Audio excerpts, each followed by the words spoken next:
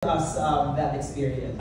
Oo, sobra talaga kasi parang kagaya namin, like ako, galing ako sa comedy bar. So, yung masaya yung ano, hindi, I mean masaya. Galing ako tayo sa comedy art. Sa hirap. Sa hirap. Like ako, galing ako sa hirap. Wow! So, pero may mayaman na siya. Kaya naman tingnan mo, kuli aligin na siya. akala ko maganda sa maliting ko. Parang mahirap kasi talaga kasi makita mo, sabi nga niya Boy kanina, makita pa lang yung itsura like si Ate Peachy, yung wala pang ginagawa. Ate mo ko? Si Nanay Peachy, si Peachy. Sinisure ko na kung bata. Ang bata ka. Hindi siya kasi yung parang kahit wala pang ginagawa, talagang tatawa. Ang hirap magpigil. Yung hihinga ang hirap pigilin, paano pa yung tawa? True. Anybody else wanna share how hard it was before we move on? Ito si Mayor. Si Banting Laura. Sa pelikulang aswang. Si JC, wala pang ginagawa, alam mo lumisan sa candidate siya sa age. Hindi pa nagpapahil ng candidate, pero alam mo lumisan sa candidate. Papagulo na. Hindi, mahirap naman talaga din. Nakapahirap din kung magpapatawa ka rin sa harapan ng mga kapwa mga komedyante. Kaya ang kryptonite ko doon, ito talaga si Nengi. Talaga, panoodin nyo, paano kami, minsan nag-iiwasan kami dalawa dito kasi nga, di ko alam. Kasi wala ko yung iwas. Sila Wala nila. ko alam. Tapos kami naman ito si Chad, lagi Yes, na Miss Rodney, ako. go. Siya, parang pinagtutulungan nila ako lahat eh. Hindi kasi ang kryptonite naman namin lahat talaga. Si Kaya ang BC. hirap sa buhay ko, ang hirap. Yeah, Parang ganyan. lagi na lang akong galit. Shh, mga dyan mo lang. Tumigil na. Ito. Ano ka na? Pupulong! Nakapaan! Ano, siya nagaling-galing na naman ako. Alright. Similar to the international franchise, kapag tumawa sila, may, ano naman, hindi man eliminated kaagad, may warning, so may yellow card sila. Pero as simple as smiling or konting lift lang ng lips niya, smirk, ano na yun, counted yun kaagad as smile. And then kapag ulitin nila yun, mapapatawan sila ng red card, automatically eliminated from the show, from the contest. Oh, so yung red card na minention nga natin kanina, that's basically a signal of somebody getting eliminated. So balik lang tayo kay Meme. Dahil nga kanina sabi mo, all you could do was laugh and enjoy the show. Gusto namin malaman, may ambag ka din ba para mapatawan yung mga contestants? Meron ka rin bang attempt to maybe eliminate some of them? Wala akong ambag para patawarin sila. Pero pag pumapasok ako sa loob, yun lang yung time na pwede sila mag-enjoy with me. So nagtatawanan kami, doon na lang kami naghaharutan ng pinuruan kami kasi pwede tuwing papasok ako sa loob ng bahay.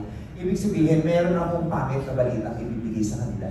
So bago ko ibigay yung bad news or yung verdict, mag-uusap-usap naman muna kami doon. Doon lang yung chance nila na pwedeng tumawa at makipagharutan sa akin. So safe space ka pala doon. Yes. Very, very. Pero pag nandun ako sa loob, hindi na sila safe. Oo, isa sa kanila na lang matitigo. Oh, okay. So the plot thickens. Again, another question naman about the cast. Sino sa inyo ang biggest threat nung day mo, nung una kayo nagkita-kita? Who did you consider as your biggest threat in the competition? Yes, Chad. Ako ano talaga, si Ate Peachy talaga, si Rufa Quinto talaga. Yung pagkita ko pala kasi sa kanya, kasi alam mo, hindi siya ito ang pinakamahirap ni Ate Peachy. Hindi siya nagpapatawa, pero nakakatawa. She has no intentions of making you laugh, but a simple gesture yung smirk, yan, walang ginagawa niya. Yung pagsasalita, normal na yung pagsasalita, pag tinignan ka niya, tapos pag kumilos, matatawa ka na talaga agad sa kanya. That's a very natural yung comedy niya. Kaya siya talaga ang biggest threat na for me, tsaka sa karamihan sa akin. Grabe. From the gentleman there, sino ang biggest threat sa inyo when the competition started? Same. Ano siya? Malaking joke. Yes, joke personified. Peachy. So I guess gusto natin malaman, sino ang biggest threat para sa biggest threat ng competition? Hindi, ako silang lahat din naman kasi... Really? Si Joby. Totoo, pero baboy lang minsan yung iba. Baboy yung joke. Ano syempre. ba? Pwede ba sabihin yun? Abangan na lang nila. Hindi yung mga Pagkatapos nung composition, nandun siya sa office, nandun siya sa parang office ko, tapos nagsusubong siya sa akin. Pwede ba yun? Baboy na nung iba. Hindi, kasi talagang kulang na lang. Si Gerald, yung ano niya, nandun na. Sa abangan nila. Wala ko sinabi, ano lang. Kasi nawala na kami pag-asa. Kailangan So anyways, yun. Pero yun, actually, ayan, si Gerald, ito, parang lahat sila pinagtutulungan nila akong lahat. Huwag lang natin pwede yung action na nangyari. Kasi baka bigyan lang natin sila ng idea. Ng ano lang. Timodo po silang lahat. May nagtalik po sa loob. Aminin na namin, Chan, aminin na namin. Lalaki sa lalaki. Actually, 9 months na to. Becky, magiging ama ka na. Okay, yeah. Siguro this question is for Tuesday. Yes. So this is a strategy game. So may mga alliances bang naganap very quickly? Oo. Pagpasok ko kasi para lang sa awareness ng press, wala po kaming kaalam-alam kung sino makakalaban namin. So yun yung, ang sabi ng 10. Kaya nung pumasok si Vice, pag 11, nanalo kami natakot, kala namin kasali siya. Sa totoo po tayo. Akala namin ni Kim ko sa Totoo, kasi isa-isang pumapasok. So lahat isa-isa. Alam mo yung feeling na masaya kasi makakasama mo sila. Na meron mo, makasama tayo sa project nito. Alam mo, matatanggal ako. So, sa madaling salita, Bao, sa simula, pupunuin ka nila ng pag-asa hanggang nung pumapasok na, nasisira na yung pag-asa. Tapos si Meme, nung pumasok siya, hindi ka pa sinasabi. Meron lang siyang... Seryoso lang siya. Ginagano niya siya. I love it. Walang ka-idea. So, nung may break, di ba, magbibihis kami for whatever characters ang gagawin namin sa loob. By the way, there are people who helped us develop whatever strategy kung meron kami. Pagkita talaga namin kay PJ, yung mata namin ni Chad nagkagano na, okay, may pagtutulungan na tayo. Kaya alam ko, Hindi naman siya iniwan. Pero meron yan. May mga nakita ko parang nagkampihan. Kahit hindi nag-usap. Nagkabahan niyo siya, pinuntahan ni Chad. Pinanood. May nagtandeman.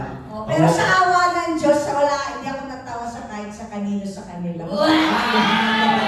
Okay, baka may masabi pa. Okay, but may dramatics din pala involved. So, our next question, of course, is for our showrunners. So this is for Darren. So, LOL Philippines is an Amazon original, but can you share with us how we added a Filipino twist to the show? I mean, this is why we love this format, I think, right? Because we've done it now over, I think, 20 territories, and each locale finds a way to make it really local. And this one, I mean, setting it at Lola's house, I think Kainin ka, Pichi. Suso kasi Pichi. Suso ka kasi Pichi. Is there a magic in the house? Sorry. Setting it at Lola's house, I think is a very good way, right? We, of course, have the cream of the crop here, the best of the best, and seeing them with their individual kind of strategies, characters going in. That's been the most fun for me as a Thai person, like to watch, because even I can appreciate that, right? Yes, thank you. For Madonna, so we can feel the chemistry of the cast, but you felt this like way earlier than all of us. But can you share with us, just like as a show producer, how inspiring that was while filming was happening? Maybe I'll go back to English. When we were just doing the casting, I think that was a very crucial aspect of the show. We made sure that all of them come from different types of comedy. I think that was important. And the kind of, the kind of comedian that they are, because we're very familiar with that. So the 10 was brought together. We feel that I think we have it, right? And then when they got in one by one, when they were called, we felt already this was going to be a very good group, because all of them reacted so well to each other. Okay? They focused on Peachy because she was the biggest threat, because she's such a natural. So there's a natural, there's a bungis-ngis, there's somebody who's so deadpan, there's somebody who just reacts. So I think that's the beauty of everybody. Plus, of course, you know, Vice being the host and being able to thread all of them and toe the line. I think that was really that's where the chemistry came from. So each one of them brought their own brand of comedy, and all of them just reacted to that because it wouldn't work if none of them would react, right? Because that's not the game. So it was important that they all made sure they strategized, they formed alliances, and it was just natural. It wasn't, they didn't talk about it, just like what Tuesday and Kim said. They didn't know that they were going to meet these gentlemen and these ladies. Wow, very exciting. And I'm sure, damang-dama naman natin ang chemistry ng ating cast. So it's now time to open the floor for questions from the press. So we have microphones set up here. Let us know your name, the outfit or publication that you're from, and who your question is for, if you have a specific question.